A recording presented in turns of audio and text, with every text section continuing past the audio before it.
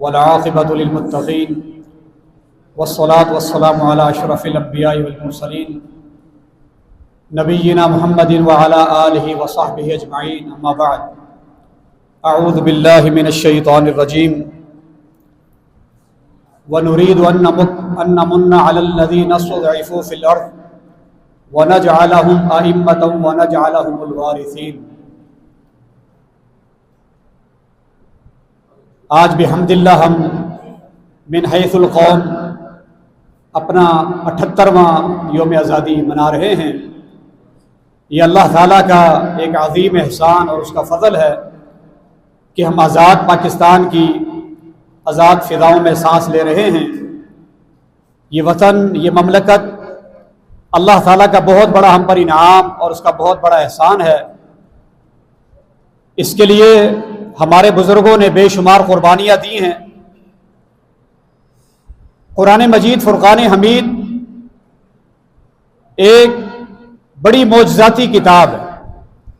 اس میں جو مختلف واقعات، مختلف قصص، سابقہ قوموں کے حالات بیان ہوئے نا، وہ محض ایک کہانی کے طور پر نہیں، بلکہ اس کے اندر بہت ساری نصیحتیں، عبرتیں، بہت سارے اسباق، بڑے ہی دروس ان واقعات کے اندر ہمیں ملتے ہیں۔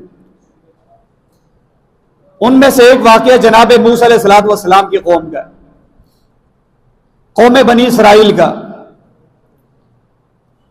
ان کے حالات اللہ تعالیٰ نے قرآن مجید میں بیان فرمائے ہیں۔ وہ حالات بالکل انہی حالات کے ساتھ مطابقت رکھتے جو حالات قیام پاکستان سے پہلے بر صغیر میں بسنے والے مسلمانوں کے تھے، سیم ایک جیسے حالات۔ ان کے لیے بھی اپنے دین پر گویا عمل کرنا بڑا مشکل تھا،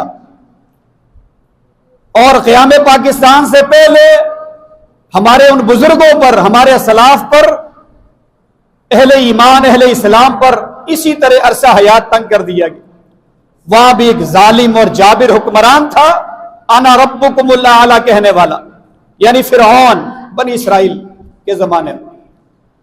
ادھر بھی بر صغیر پر مسلمانوں پر ایک طرف انگریز کی حکومت، ایک طرف ہندوؤں کی حکومت، کہیں سکھ ان پر غالب ہیں، معاشی میدان میں، سیاسی میدان میں، اقتصادی میدان میں، ہر طرف سے جو ہے نا یہ پسے جا رہے ہیں۔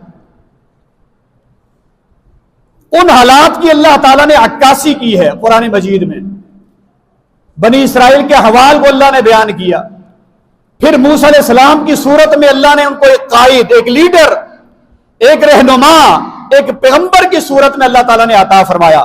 وہ صرف پیغمبر نہیں تھے، وہ اللہ کے نبی نہیں تھے، بلکہ قائد کی حیثیت سے، ایک لیڈر کی حیثیت سے اپنی قوم کو انہوں نے جگایا، قوم کو بیدار کیا، بیداری کی ایک لہر پیدا کی ہے، آزادی کی ایک تحریک انہوں نے کھڑی کی۔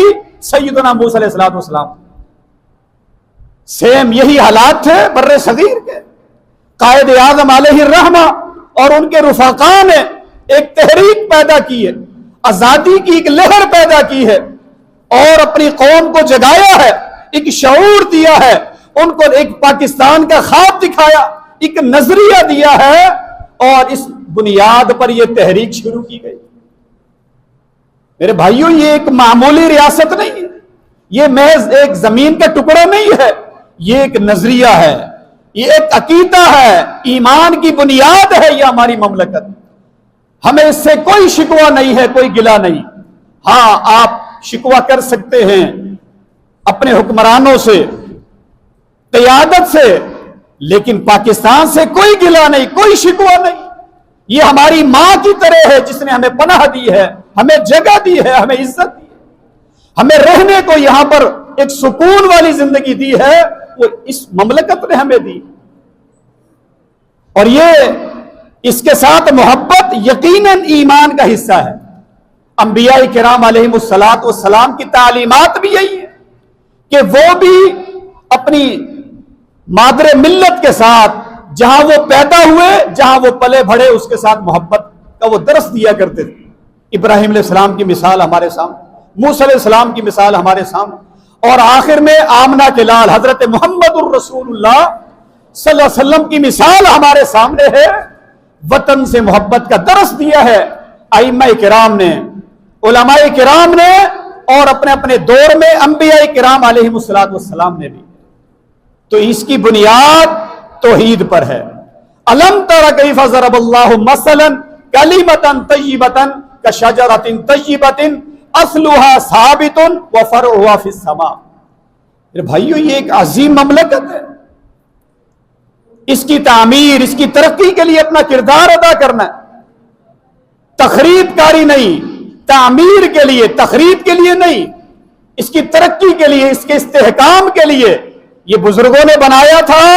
ہم نے اس کو سنوارنا ہے، اس کو سجانا ہے، اس کو پاک اور صاف کرنا ہے شرک اور بدعات سے، نفاق سے، بے حیائی سے، بے پردگی سے۔ یہ کام کس نے کرنا ہے؟ یہ آپ نے کام کرنا ہے، یہ میں نے کام کرنا ہے، ہم نے مل کر یہ کام کرنا ہے، یہ تعمیر اور ترقی میں اپنا حصہ ملانا ہے۔ اس کی بنیاد سے کہ محبت کریں۔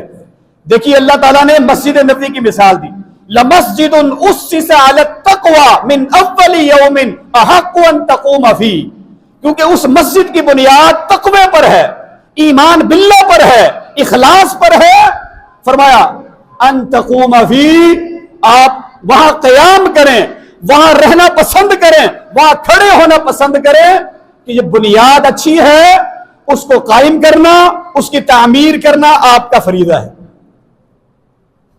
بنیاد دیکھیں نا، بنیاد کیا ہے؟ اور ایک اور مسجد بنائی گئی، وہ مسجد کیا ہے؟ مسجد زرار۔ مسجد زرار ہے، اس کا بھی اللہ تعالیٰ نے نقشہ کھینچا۔ مسجد زرار بنانے والوں کے کیا مقاصد تھے، کیا ان کا نظریہ تھا، کیا سوچ تھی، کیوں انہوں نے مسجد بنائی؟ والذین اتخذوا مسجدا زرارا وکفرا بہ وتفریقا بین المؤمنین وارصادا لمن حارب اللہ ورسولہ۔ اب اس کا معنی آپ کو معلوم ہے، اس کو ڈھا دیا گیا، اس کو گرا دیا گیا، یعنی اس کا وجود دھرتی کے لیے نقصان دہ تھا، وہ دھرتی کے لیے ذلت کا باعث، اس کو گرا دیا گیا، کیونکہ بنیاد مضبوط نہیں ہے، بنیاد میں توحید نہیں ہے، اخلاص نہیں ہے، ایمان نہیں ہے، تقوی نہیں ہے۔ اور مسجد نبوی، اس کا اللہ تعالیٰ نے کیا فرمایا؟ احق ان تقوم فیہ، اس کو مضبوط کرنا، اس کے استحکام کے لیے، اس کی سلامتی کے لیے آپ نے کام کرنا ہے، کیونکہ بنیاد مضبوط ہے۔ اسی طرح میرے بھائیوں، یہ مملکت خدا داد، یہ ہمارے پاکستان، اس کی بنیاد کیا ہے؟ لا الہ الا اللہ۔ بنیاد مضبوط ہے، بنیاد سے محبت کرنی، بنیاد سے محبت۔ یہ مملکت نسل اور رنگ کی بنیاد پر وجود میں نہیں آئی، یہ کسی قومیت کو کھڑا کرنے کے لیے یہ بنیاد وجود میں نہیں آئی، یہ تمام قوموں نے مل کر، تمام برادریوں نے مل کر، تمام مسالک کے لوگوں نے مل کر اس کے لیے تحریک چلائی ہے، اور یہ الحمدللہ 78 سال پہلے یہ مملکت آزاد ہوئی، اور آج ہم 78واں یوم آزادی منا۔ دیکھیے مجھے یاد آیا، ہمارے شیخ المشائخ، ہمارے بڑے بڑے علماء کی سند میں ایک نام ہے امام محمد گوندلوی رحمہ اللہ تعالی کا، محمد گوندلوی رحمہ اللہ تعالی، صحیح البخاری کے حافظ۔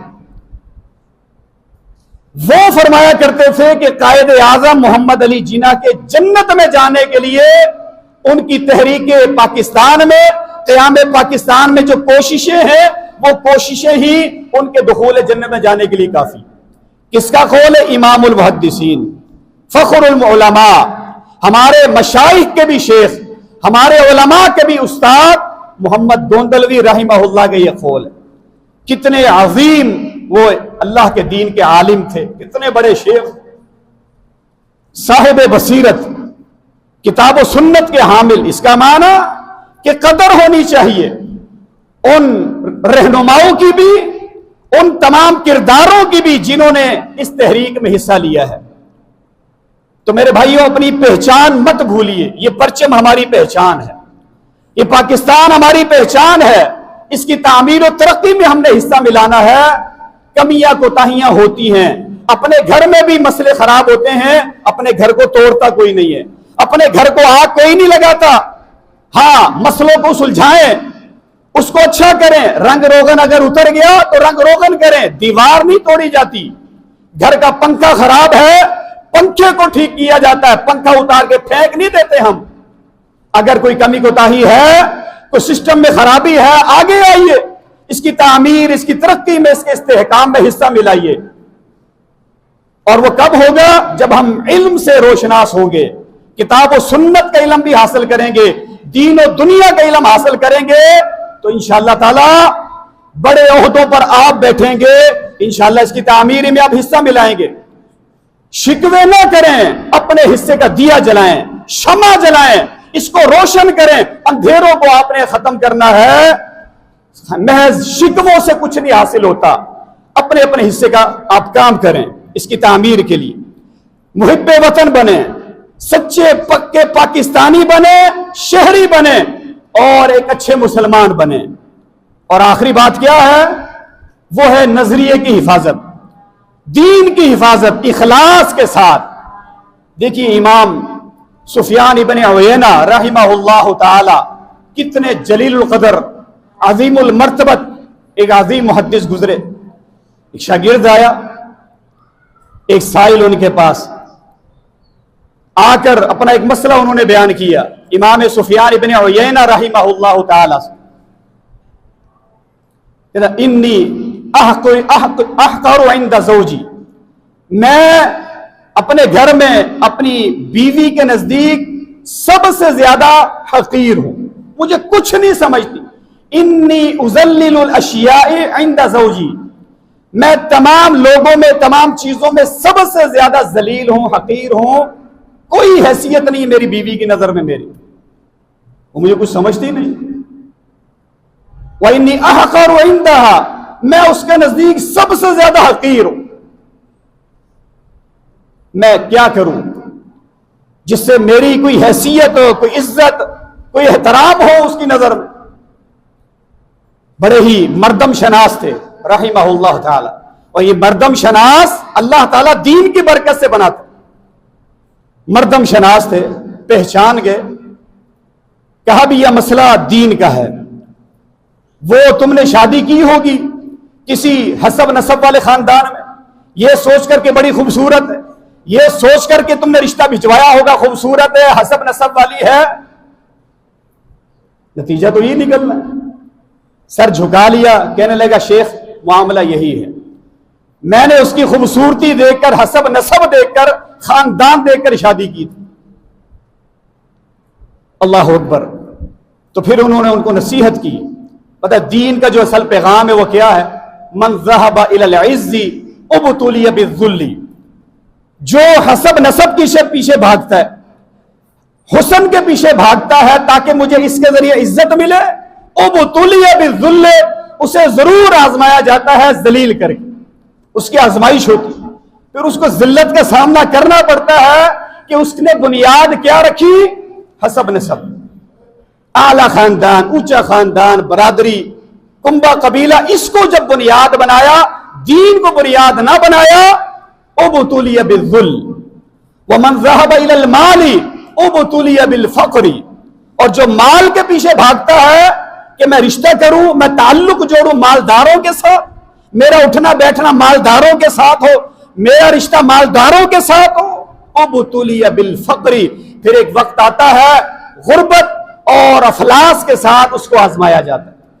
ومن ذهب الى الدین، اور جو اپنے تمام معاملات میں دین کو تلاش کرتا ہے، اپنی بنیاد کو مضبوط رکھتا ہے، دین کو، ایمان کو، اخلاص اور توحید کو بنیاد بناتا ہے، اعزہ اللہ بالمال والعزہ، زادہ اللہ بالمال والعزہ، پھر اللہ اس کو عزتیں بھی دیتا ہے، اللہ تعالیٰ اس کو مال بھی دیتا ہے، اللہ اس کی ضرورتیں بھی پوری کرتا ہے۔